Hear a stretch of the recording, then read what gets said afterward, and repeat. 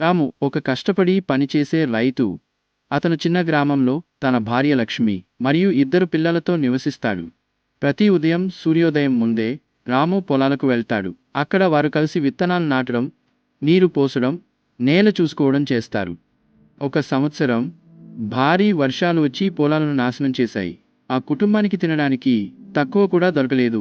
రాము తన పిల్లల భవిష్యత్తు గురించి ఆందోళన చెందాడు. కానీ లక్ష్మి చెప్తుంది, పొలాలు నష్టపోయవచ్చు, కానీ మన ఆశ నష్టపోయకూడదు. తరువాతి సీజన్లో కుటుంబం ఇంకా కష్టపడి పనిచేసింది. పిల్లలు పాఠశాల తర్వాత సహాయం చేశారు. లక్ష్మి ఇంటి పనులు సమర్థవంతంగా చేశారు. రాము కొత్త వ్యవసాయ విధానాలు ప్రయత్నించాడు.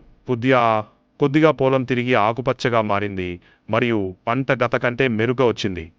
ఆ సంవత్సరం రాము తన పంటను మార్కెట్లో అమ్మి పిల్లల కోసం పుస్తకాలు కొనుగోలు చేశాడు. అతను వారిని చెప్పారు, విద్య కూడా రైతుల పని లాంటిదే. ఇప్పుడే విత్తనం వేయండి, భవిష్యత్తులో దీని ఫలితం పొందుతారు. కుటుంబం కలిసి నవ్వుతూ తమ కష్టానికి మరియు విజయానికి గర్వపడింది.